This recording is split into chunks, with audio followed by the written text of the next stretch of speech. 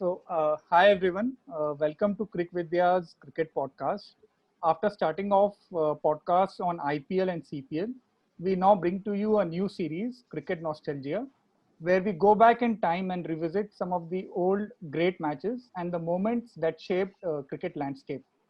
So today, as our first episode, we discussed the 2008 CB series in Australia, the background to the series, the two finals, key performances, and the takeaways. To discuss this, we have two special guests with us. Our first guest needs no introduction. Subu Sastry is a cricket junkie, collector, and curator, and goes by the Twitter handle of Supsi. His Twitter bio says biased towards retro cricket of 80s and 90s. So we have just the right person for kicking off the nostalgia series. Hi Subu, welcome to the podcast. Hey, thank you so much, Yasser.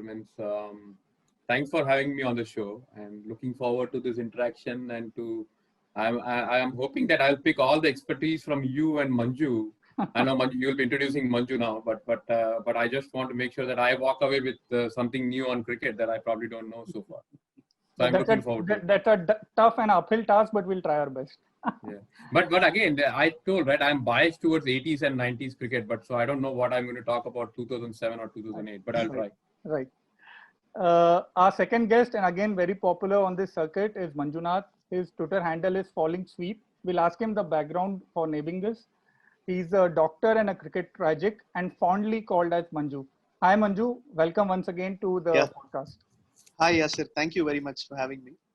Hi. Yeah, so the reason for naming the handle is after Rohan Kanhai's favorite stroke. Right. Okay. I was going to ask that. We'll start with our discussion. Subu, can you tell us something about your initial memories or initial childhood memories with respect to cricket and following, or something interesting that you would like to just tell us? Yeah, sure, Yasser. So just to go back, right? I'm born and brought up in Bombay. So I was lucky to have started watching and following cricket from the day India won the 1983 World Cup final. So till then, I had no idea about cricket.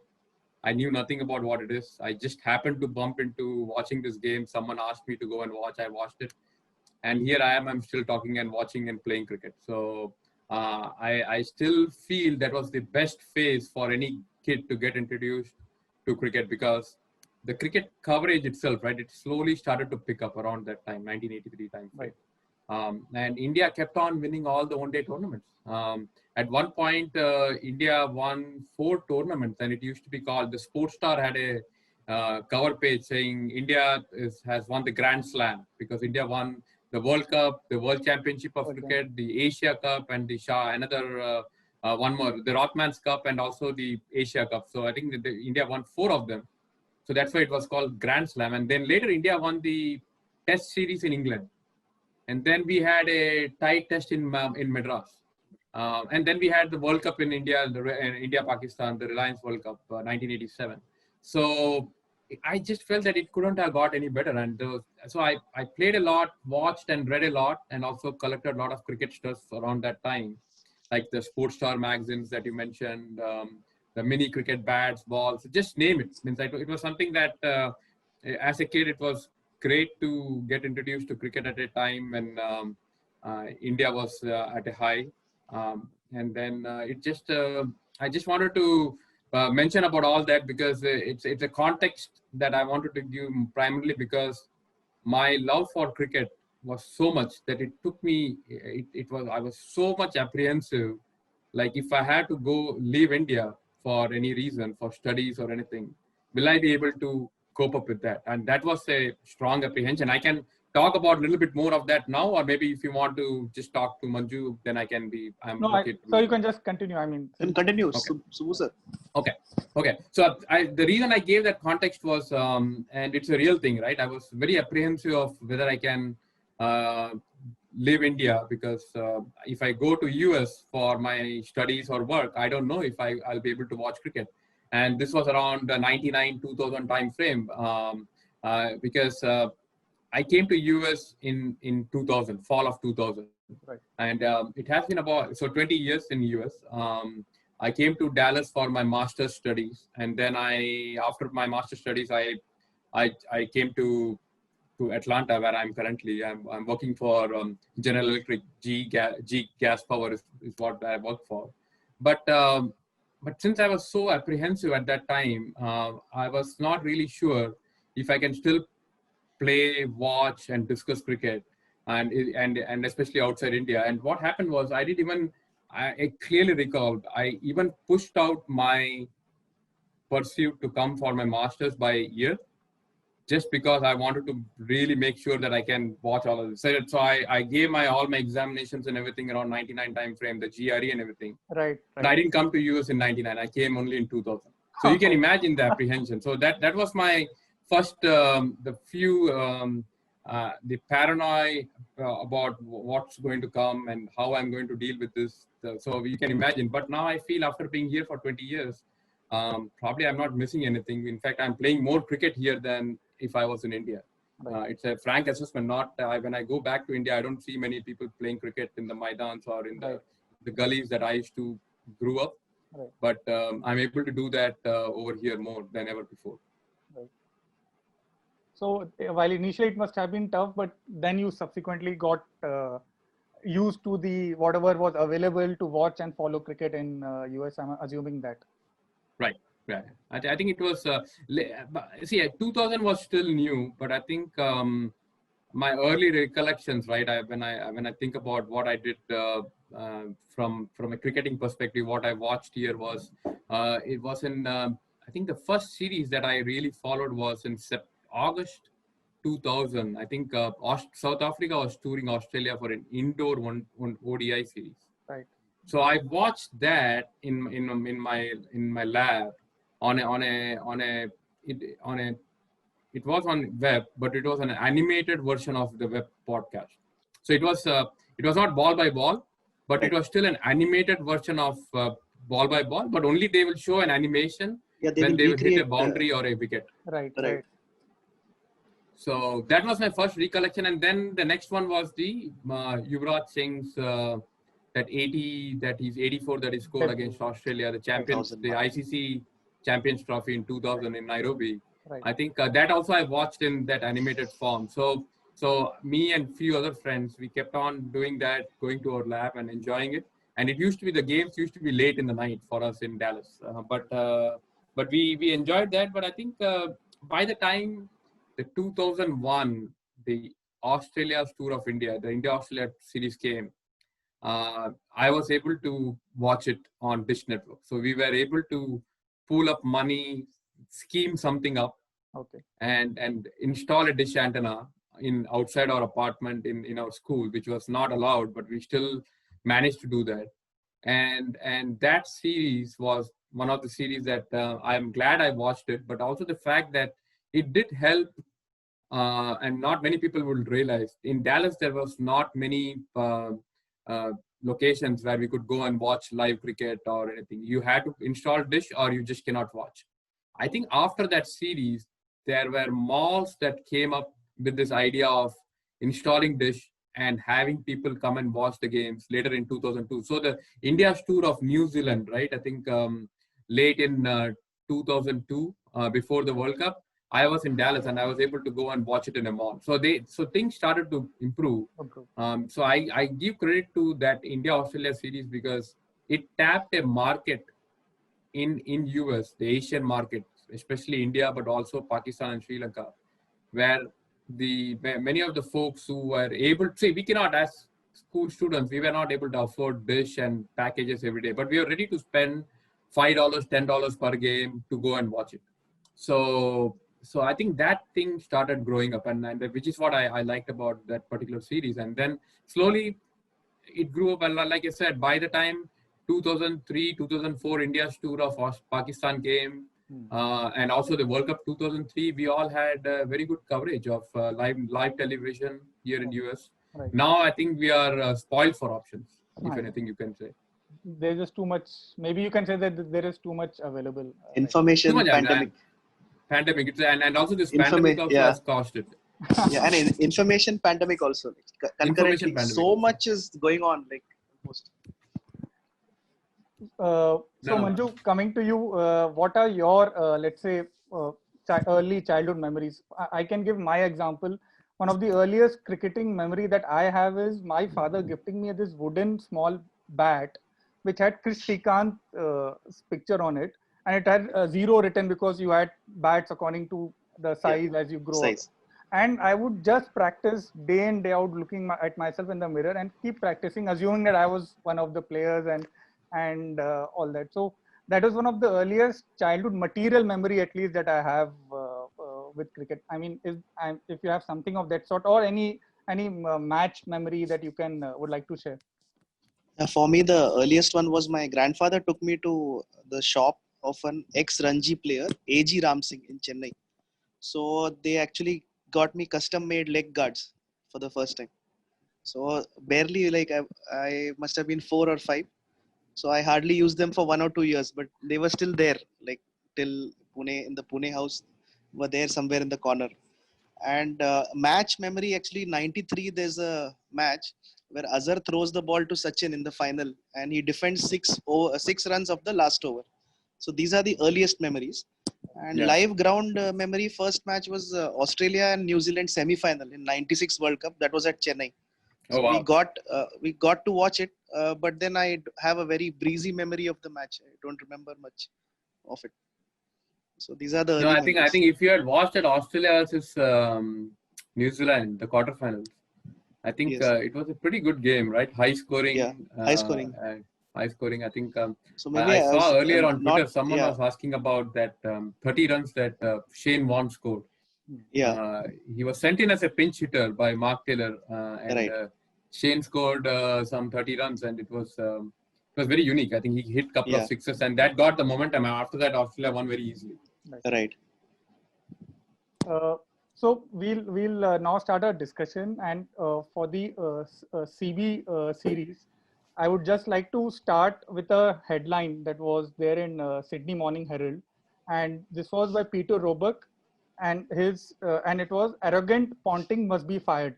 So this is the headline in SMH right before the ODI series is about to start. So can you share some of what is your what were your thought processes of all that happened, and what is the background and backdrop to the ODI series? So I think, yes, you're right. I think the 2007-2008 series, it all started with the test series, right? I think that Sydney test, it's very infamous. We all know what happened, the Monkey Gate incident, and everything that happened around Sydney test was unfortunate. I think Australia were desperate. India was not ready to give away anything. There were things said, so we just don't know what all happened. But by the time we reached the VB series, right, I felt the team had got really united after that Sydney test. And if I always tell everyone that if at all you have to learn how a team bonding and team spirit can allow you to scale through any of those challenges, then I think how Anil Kumble pulled the team together after the 2008 Sydney test and what we did for the Perth and how the team got together and went ahead and won the Perth test match, drew the Adelaide test match. I think it's a testimony for any other team who's struggling to come back from the if they're really down and out, they can still come back if you have this team bonding and the right spirit in the team, because Australia was still a very, very good team. So what India did after that was very, very, I thought it was magnificent in to a large extent. And then by the time we came to the tri-series, it was I thought it was Dhoni's first big away one ODI series. Right. Yes, he has won the T20 World Cup in 2007, just a few months ago. But 50-over format is what was considered bigger in those days. I still think 50-over format has more. It tests your temperament much higher than any of the T20 format. And but back in 08 time frame, Australia were the defending champion, and beating Australia in Australia was considered very high. And Australia never gave a damn to the T20 back then. Maybe they still haven't given that. That's why they're still losing T20. Yeah. They lost to Yeah. England yesterday. So, Right. so I don't know. Something is wrong with them, but they always struggle with the T20 format. They And lost to Zimbabwe in 2007 World Cup, so that showed their Right, disregard yeah, for the format. Yeah. Not yeah, serious. and that's what. So I think this series had a lot of background coming from the friction that happened earlier in the Test series, but also if you take all those things away, it still had a lot of significance for Dhoni as an captain, first series away captain, and then India had to beat Australia, which India has never done in Australia in one-day series. Right. And then the disappointment of 2007 World Cup, the T20, the 50-over format was still lingering on. Right. So, and this was a new young team, so they wanted to prove, and then we were building a team towards our 2011 World Cup, right? So it had lot at stake. But I think when I think about this series, the league games didn't have a whole lot to remember. I think it just went past very quickly. I think we can easily rush into the finals and talk about the finals, but I don't want to jump there because I still think the league games had few interesting stuff that I thought I should bring up. One was there were two games at Gabba which were washed up. Right. But the game one was against Australia, and what I saw was, and what I recall is distinctly is the emergence of Rohit Sharma. So he had only scored about 29, 30 runs against Australia. Right. But he scored about 4 or 5 boundaries, and all of them were, I think, on the rise. Either it was a cut shot or a pull shot, or it was a hook shot also. And his technique, and not only the boundaries, even rest of the game that he was playing, it caught Ian Chappell's imagination. He said, "This is the guy who's able to play a horizontal bat shot, cut, pull, hook." And he's a guy who's going to serve India for a long time. And that was a big statement. I felt I rate Ian Chappell's thoughts and very highly. And I know why he talks about horizontal bat shot, aggressive batting and everything. But when I saw him doing this, I felt really good that okay, we got a player like Rohit Sharma who can serve the Indian cricket for a long time, which he's doing now. He still had a small blip in his career where he was not picked in the 2011 World Cup, and he took the Champions Trophy in 2013 to rejuvenate his career. But that piece that Chappell said was very important. And then I saw in the league phase, India did well. Probably India lost to Australia a couple of times, but India did beat Australia in the Melbourne Cricket Ground, where I still remember there's a lot of videos of Sachin hitting Brett Lee for 3 consecutive boundaries. It's still out there.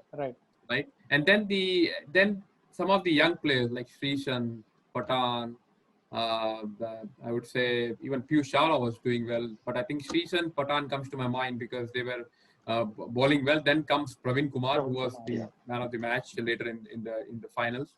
But our batting was also looking good. Like Gambhir was trying to re-establish himself after his T20 World Cup finals and everything.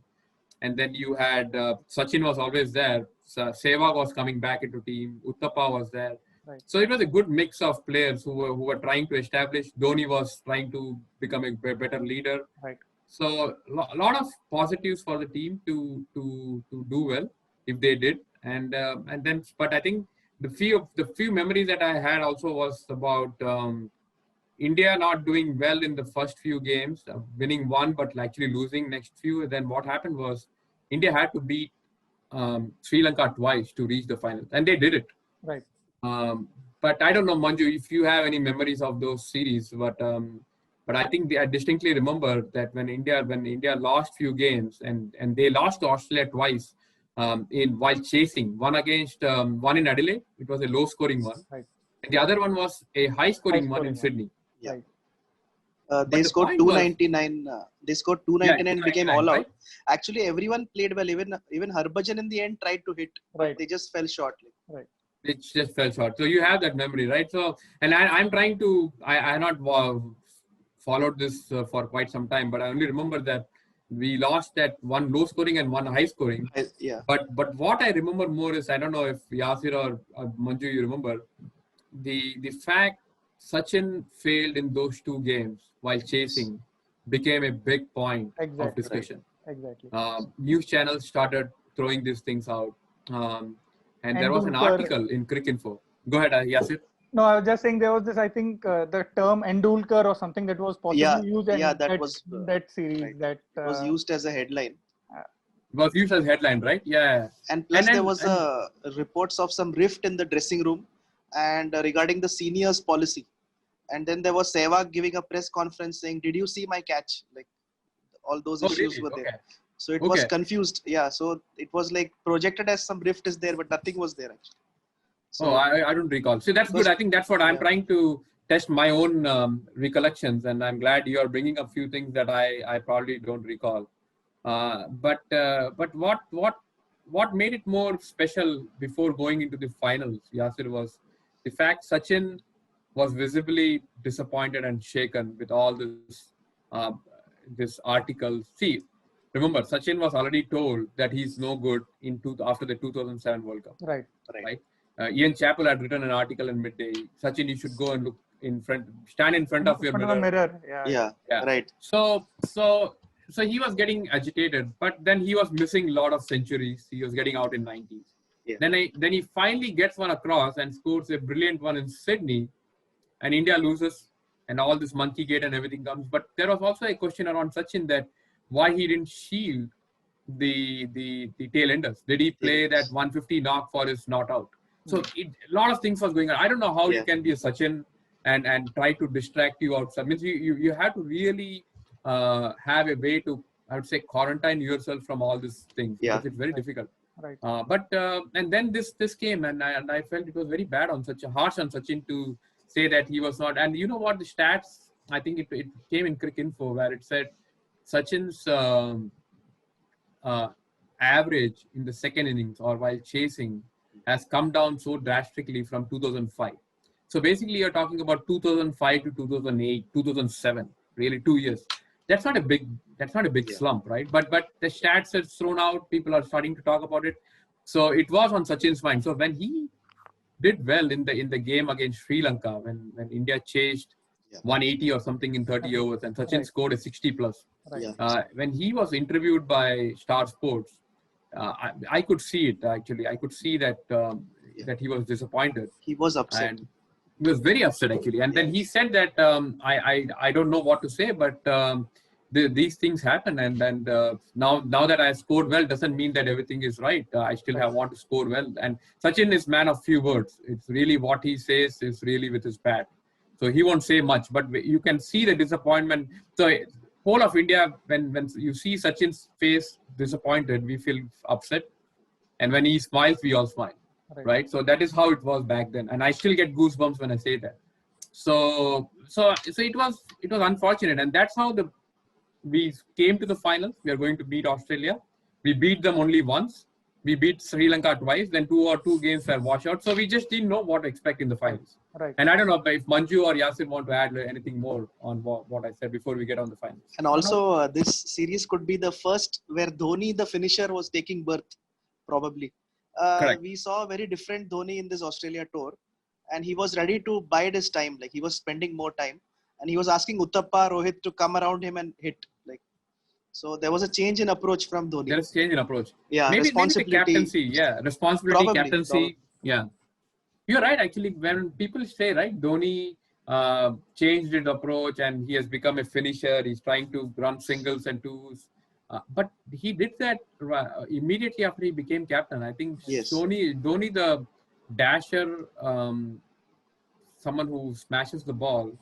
That happened only early in the career between 2005 and 2007. After that, he changed his game.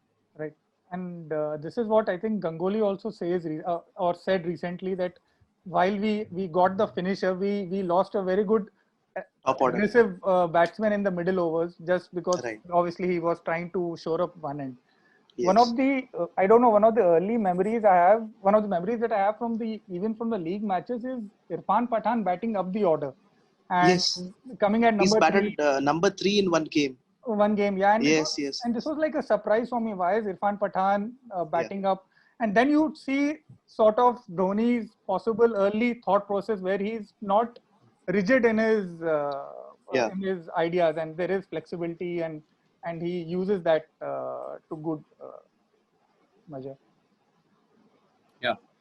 No, I think you're right. I think Irfan Pathan, I thought Chappell and Dravid was pioneered in making him Right. what they tried with Irfan, right?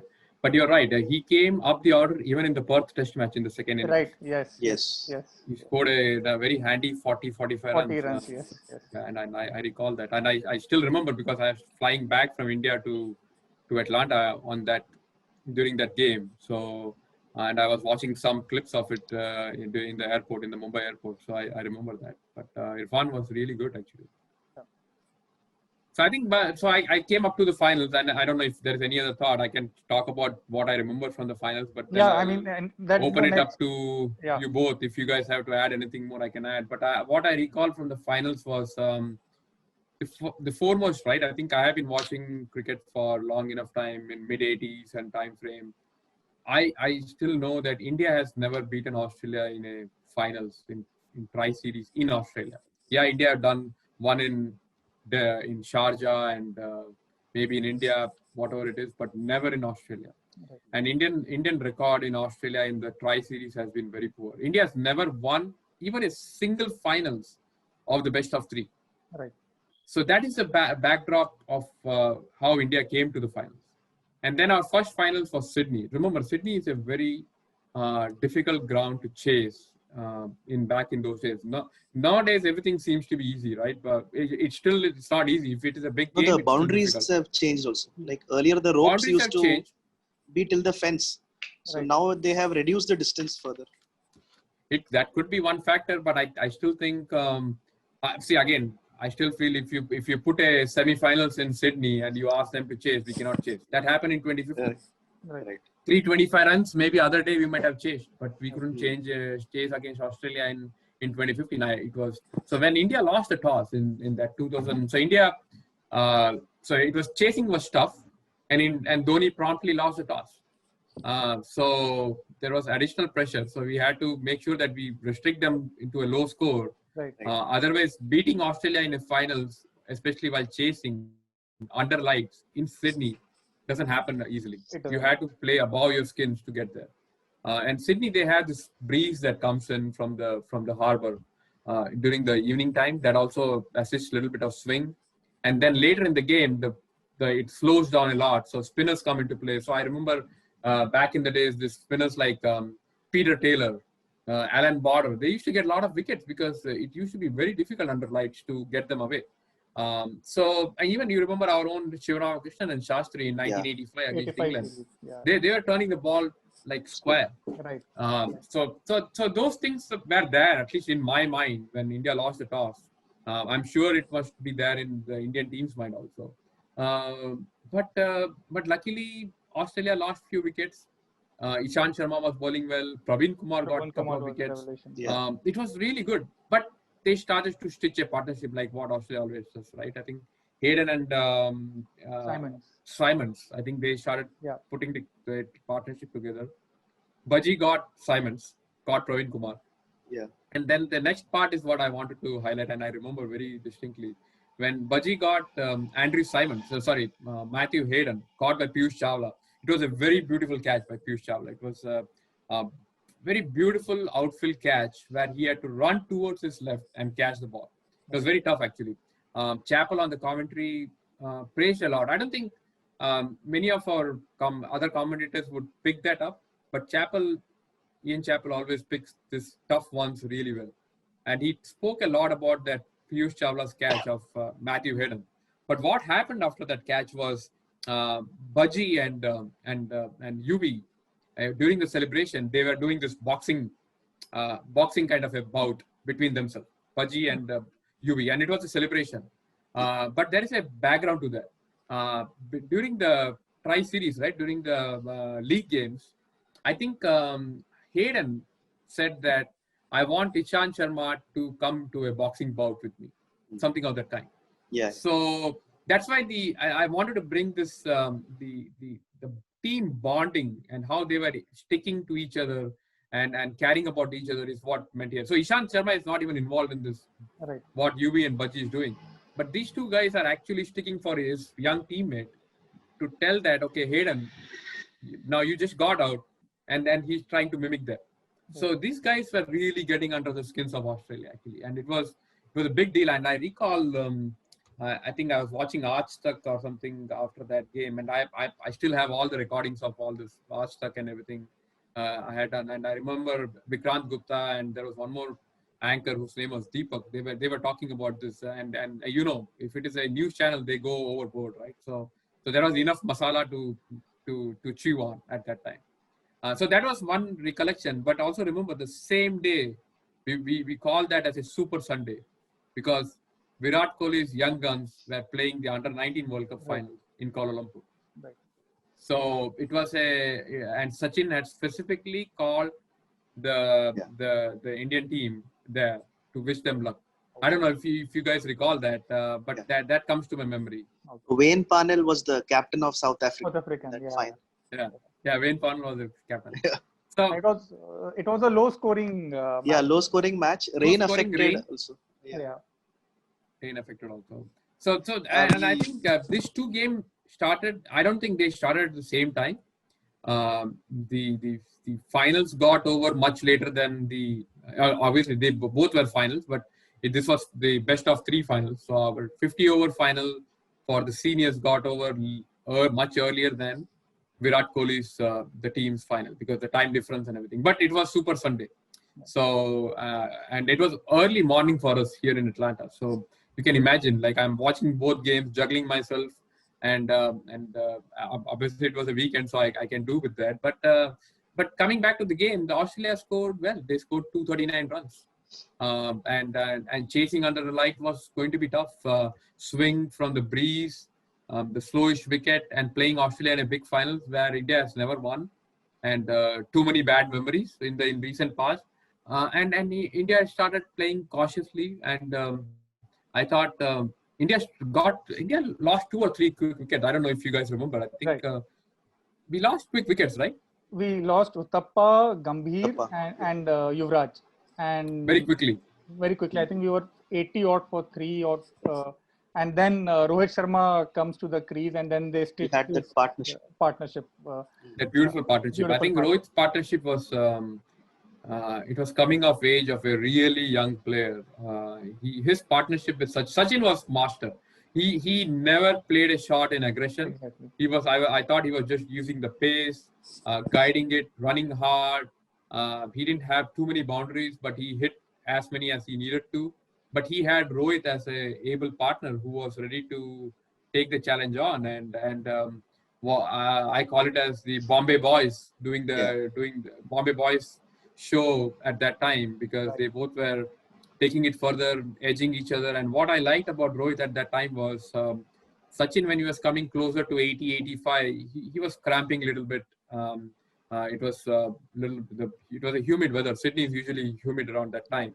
But Rohit took that as a challenge, and he started to attack Australians. He got a little bit aggressive, got few boundaries. That eased Sachin a lot.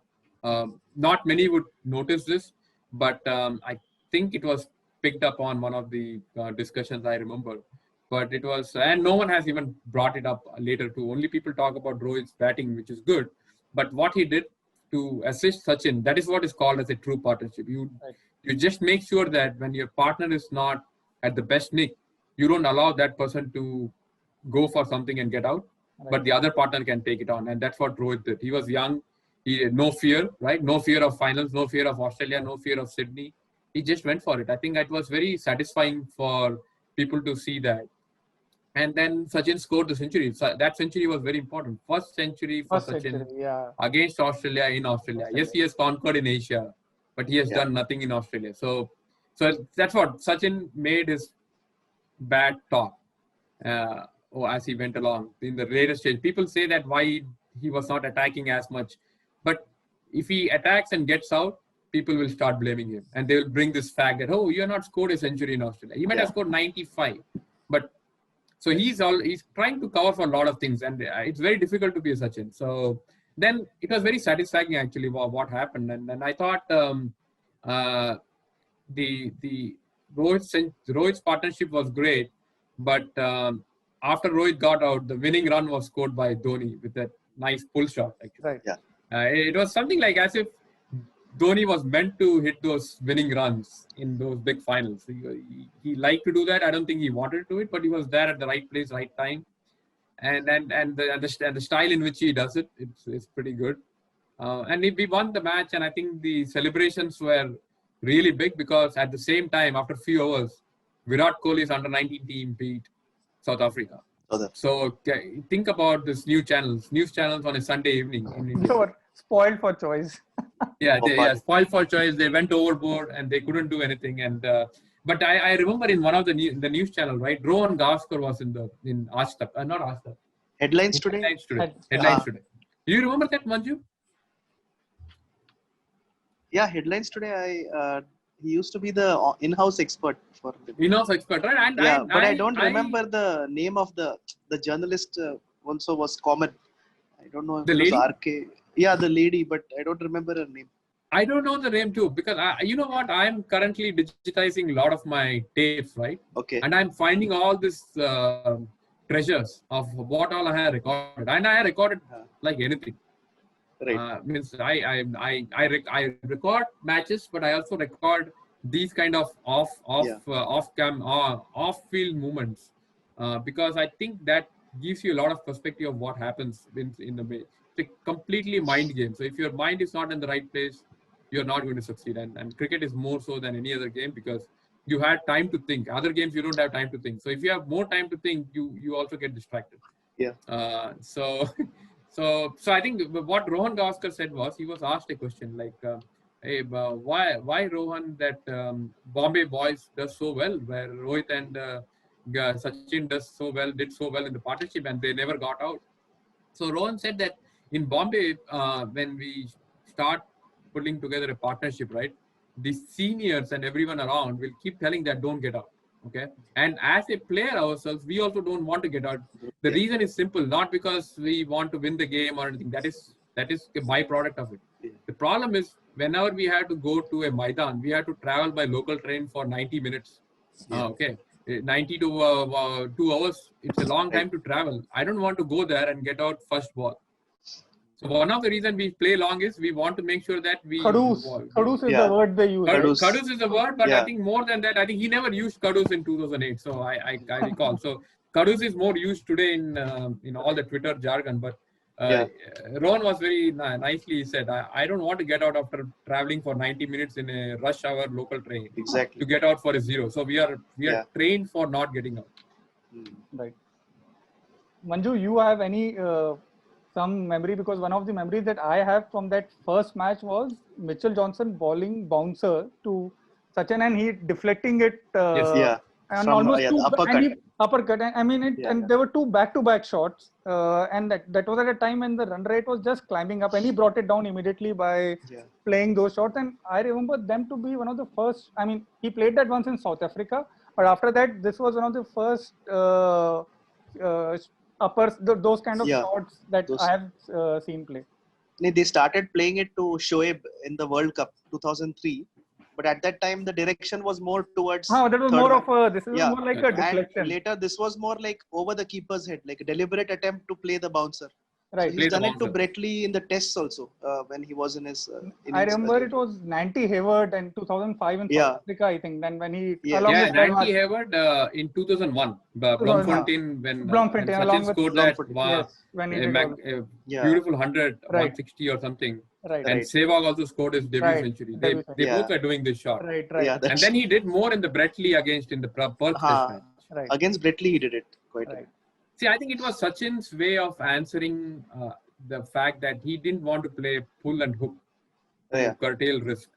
Right. So if he doesn't want to play that, the hook shot is really tough, right? And hook and pull means unless you are really sure, you don't want to play that shot. And Sachin could play, but he chose not to. Right. But he also wanted to have an scoring option of these kind of balls. Right. So he started to do this. Right. So like Gundappa Vishwanath, right? He never used to pull, but he used to cut a lot. Because Gundappa Vishwanath always used to stay beside the ball. Right. So he's always in a position where when the ball comes that way, he's able to cut. Like Alan Lamb could do it. But But Sachin probably chose this uppercut because he also knew that it was much safer than Right. just a cut or something. Right. So it's tough. He mastered that shot.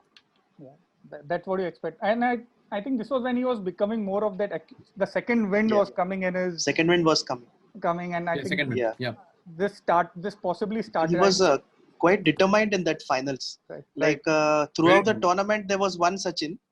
There was a match where even Malinga got him out bowled, and it did not seem working for him. But in the finals, there was a different person totally, almost. Right. And he was determined to stay till the end. That was a defining part. Right. Yeah. So coming to the second finals, right, Yasir, I can talk about it, but I think in this one I will need the help of you guys, right, in terms of memory. There is a reason for it. So the second final was at Gaba, so we didn't want to go to the third final.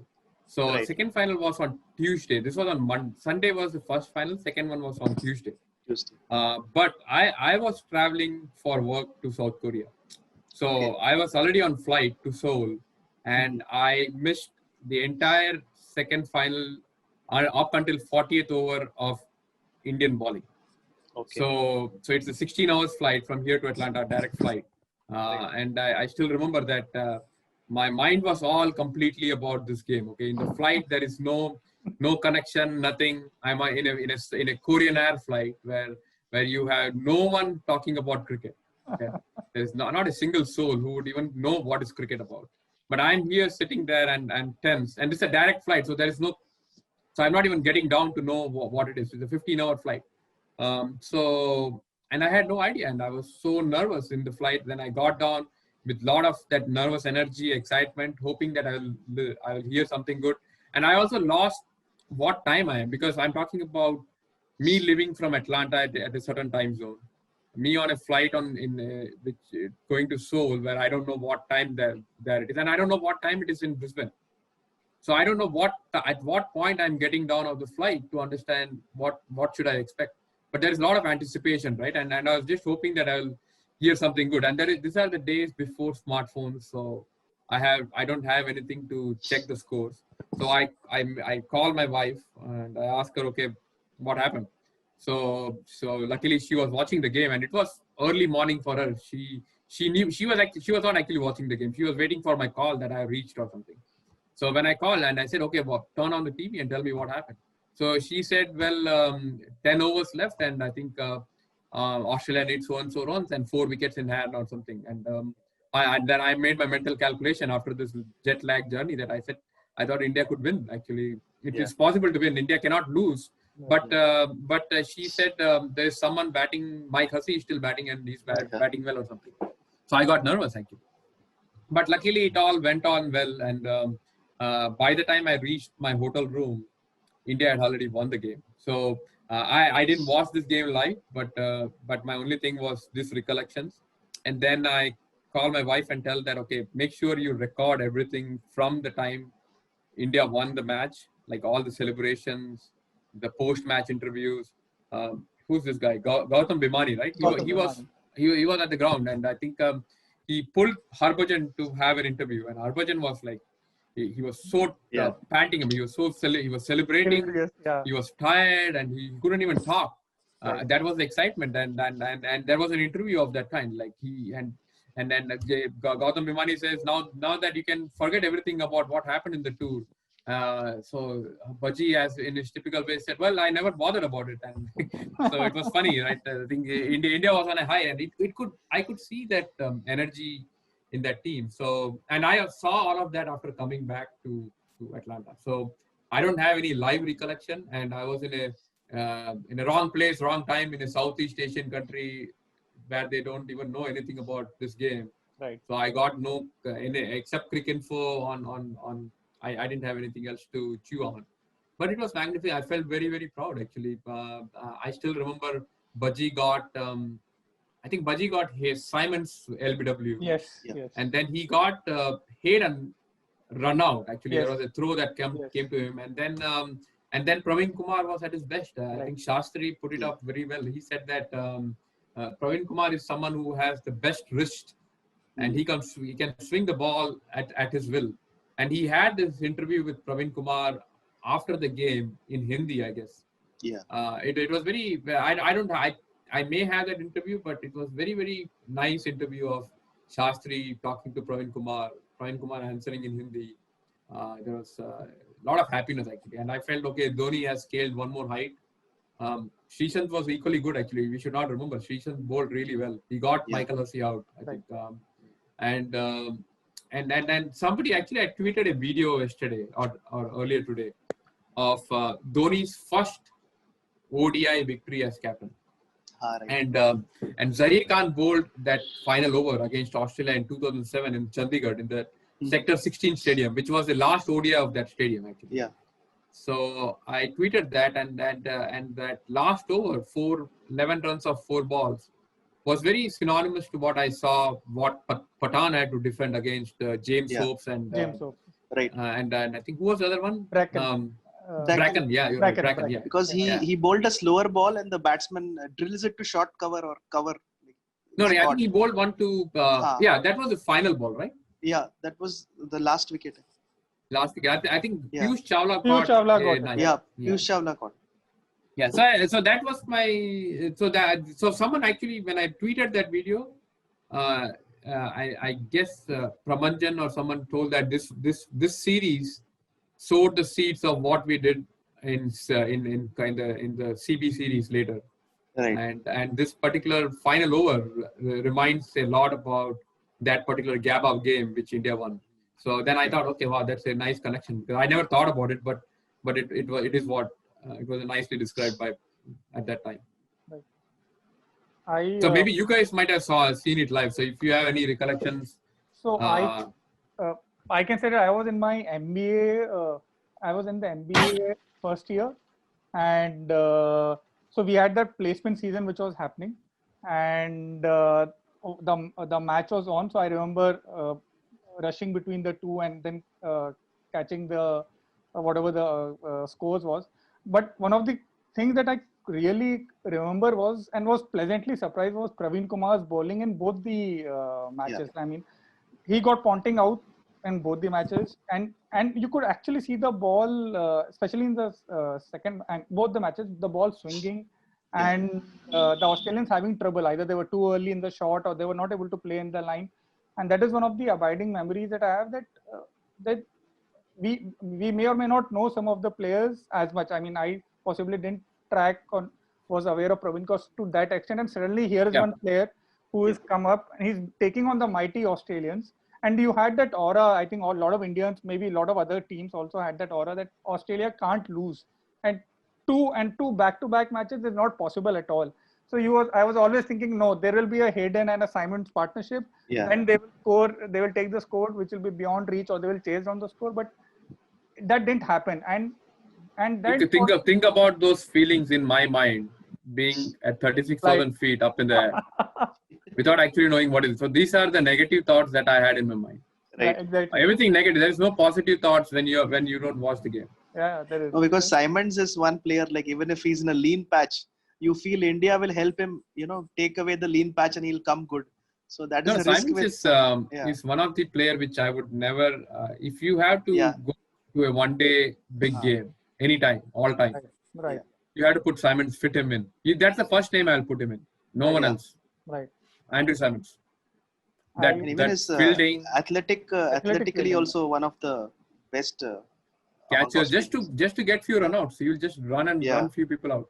Because I've seen him take a catch in the DY Patil Stadium. We were standing in the stand behind him.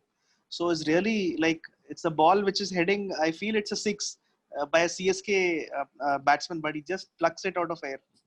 Really? Good. Yeah. So I have a cousin who is from Australia, born and brought up in Australia. So he had come over long time back. I mean, this was, I am sure, before Simons had debuted. So he had come and he had come to India, and we were in my hometown, which is in Aligarh, which is like 120 kilometers from Delhi. So he had this magazine, which I think the name of the magazine was Sports Edge or Edge. I'm not sure, or not exactly sure. And that had picture of Simons as the next big star that is emerging from Australia. And he kept telling me, you keep a track on this guy, This is a guy who's going to change the games. This was maybe even 3-4 years before Simon would have really made his mark. So I So this remember must that. be around 99, 2000 time frame, or Yes, Probably. yes. Yeah. And I remember seeing a picture of his of Simon's in that magazine. And even then, I mean, he was thinner than what we eventually saw him, but Yeah. he was this like a huge guy. And we Indians are traditionally used to batsmen being short. And we see, I saw this guy, and no, are you sure that this guy is going to be a great batsman? He said, you just wait and watch. He's a outstanding up and coming player. That's one of the you mentioned about this how huge Simon was. Similarly, Hayden was like that. Few other players in Australia were strong. I almost felt when India beat Australia in the Perth Test match, and how India stood up later in the series, and how India played the the CB series. I thought it was a matchup between David and Goliath, right? I think it was that kind of a feeling, because India had never looked like had never had players that strong, and with that kind of, see what changed for India with money and everything after 2008 with IPL is a totally different thing. But India in 2007-8 were still kind of, we still had to give ourselves into Australia because they were the world champions, and so there was that not a sense of pessimism, but a sense of means we used to undermine our own efforts. We were not very confident of ourselves all the time, but that's why I give little bit more credit to, because I give a lot of credit to Ganguly, then to Dravid and Kumble, but Dhoni instilled that piece of pride in his own way by not saying much, but just by winning these some crucial games, he made sure that India could go to the next level. Because beating Australia in the semi-finals of the World Cup T20, beating Australia in this World Series Cup or the CB series, it meant a lot. And then beating Australia in the 2011 quarterfinals. Right. That's it. I think after that, there is no going back. We might have lost in the World Cup 2015 to the semi-finals, but that's all fine. You cannot take away all the good things that happened to India under his captaincy during those time period. Because it's so much confidence building, right? And he was able to get that thing right. Right. I don't know if it is after the first match, or I just came across this anecdote or something that Dhoni asked his players after the first final to not celebrate or show a lot of euphoria, because he didn't want to send a message to Australians that this was a fluke, and that this is actually, we have done it and we are confident and we could go ahead with. So this was a change in thought that possibly Dhoni brought in and nobody else could have brought to the table, I guess. Yeah, that's a good point, Yasir. I did see that. I don't know if I remember it at that time, but recently when I don't know whether after Dhoni retired it came, or maybe in recent times. I saw that mention. Yeah. I remember this. It's very, but very. He always used to be very muted. He'll just pull up a stump for himself and shake hands, and he'll be off. Like, he doesn't make a big apart from, I think, in one IPL game he punched himself. That was against. So there's two IPL incidences, right? One punching in that after hitting up Irfan Pathan. At that Dharamshala game. Dharamshala game. Seldom seen him show any emotion. Right. Yeah. See, I think when he picked up the stumps after that Melbourne test in 2014, even after India, it was just a drawn match, right? India didn't. He picks up a stump when India wins, but he picked up the stumps after that test match. That was the sign. People should have thought that, okay, he's going to do something different, and he retired after a few minutes. Yeah. But no, that's I think one more I just recalled about that second game was a streaker that comes into the field, and Simon strikes the streaker. I know. And so now looking at this CB series, what do you think were the key takeaways? I mean, for instance, do you think that this was the end of the beginning for that beginning of the end of the golden era of Australians, in that sense that aura was punctured and broken, and there were no other contenders and who could take them on?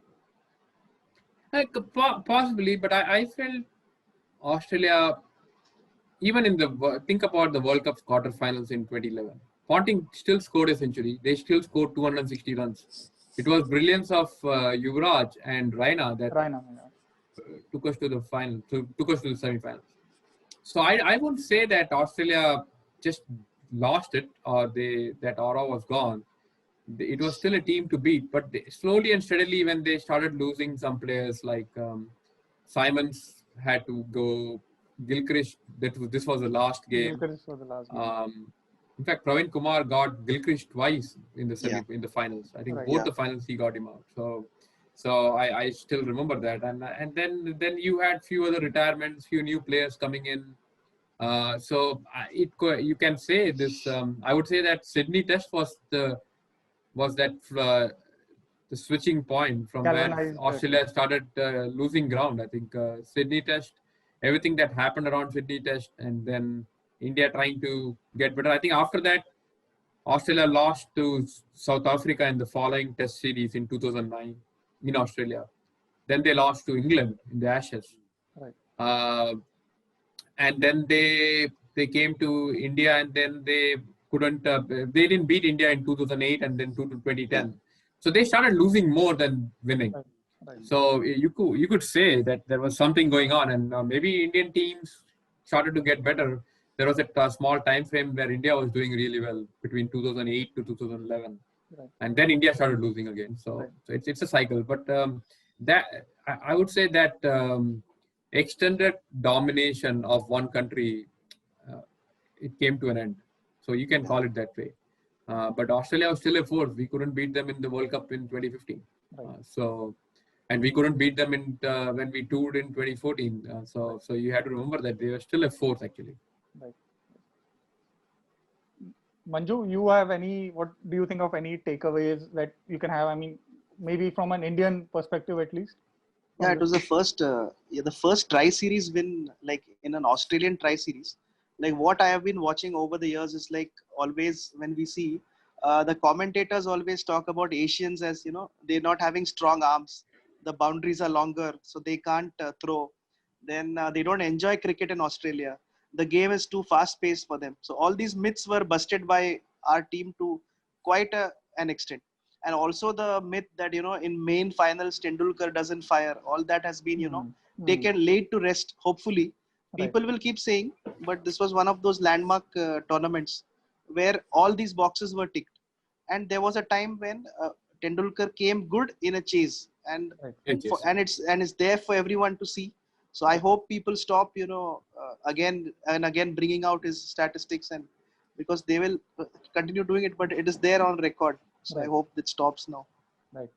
True. No, and also the fact that this series, I know we are talking about it today, and the series has not been talked about much for some reason or other. It has at that time, this CB series, this tri-series format was going to be the last one. Yeah. And they were going to do away with this tri-series format. So I was very happy at that time to think that, okay, if anything, India has left a mark, that benchmark. Last tri-series in Australia, India has won it. Right. That's my feeling I had. But even though they came back with that format again. But briefly for a couple of years, they never had that tri-series. And so that was my recollection. And like I said at the beginning of this collaboration or interaction, right? What I learned was that Indian team was so much battered off the field from allegations and a lot of other stuff. But just by being together, what they achieved as a young team with some experienced players, I give a lot of credit to both the captains, Anil Kumble and Dhoni. This result of VBC, the CB series win, I keep saying VB series because it's there in my mind, but it is the tri-series win. I might even say Benson and Edges because that's what I grew up with. Benson and Hegde. Yeah. Hegde.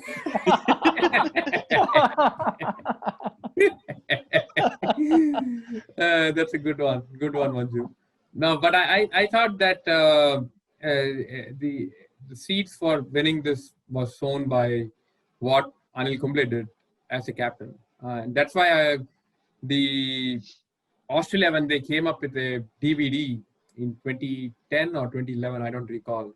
They called it as Captain Courageous. Yeah. So there are many captains who toured Australia who was highlighted, and And there were not many, okay? There are only few who you can highlight. But Anil Kumble was one of them. Was on. Exactly for this series. So that's what the leadership is all about. What he did.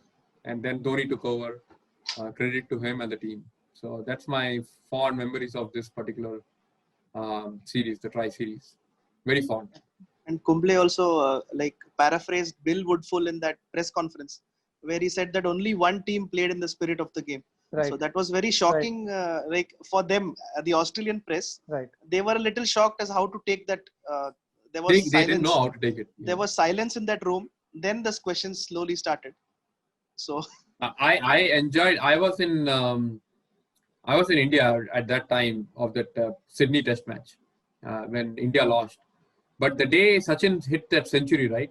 And the next day in morning newspaper, I was actually going from Chennai to Tirupati, and I was in Tirupati. Okay.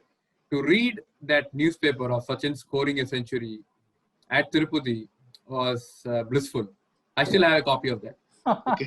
So, That's nice. fond memories. Yeah, and I think that was one of the series where Australian media, typically very hostile, had slowly, by the time the one-day series was starting, they had gone. I mean, they were criticizing their team for the on-field behavior, that they were Correct. pack of wolves who were sore losers, etc., etc. So that was something that. It's because they are always known for cheerleading their home team. Right. So Glenn McGrath comes and says, Right. "Yeah, you number 3. I have your head." And he says this will be 5-0 to Australia. All those things, they changed after that. Right. Quite a bit. Right. They did. So thank you, Subu sir. Thank you, Manju. It was a wonderful interaction and transported, I think, me especially, and I'm sure the whoever will listen to back to 2007-8, and it was wonderful recollecting those memories. And there are certain things that come up once you start talking about it or have a discussion. You feel that somewhere in the memory it's gone beyond retrieval. But once you start thinking, then you put pressure, and there are certain things which you realize that you still remember. It was there somewhere in the corner. Right. So thank you, sir. Thank you for joining us at CricVidya, and thank you, Manju, for being here. Thanks, Yasir. Thank you. Thanks, Yasir, and thanks, Manju. I think you helped me to recall. Thank you, quite a Subu bit sir. of moments. Thank you. Thank you, sir. Yeah. Good night and good day, sir. Good night.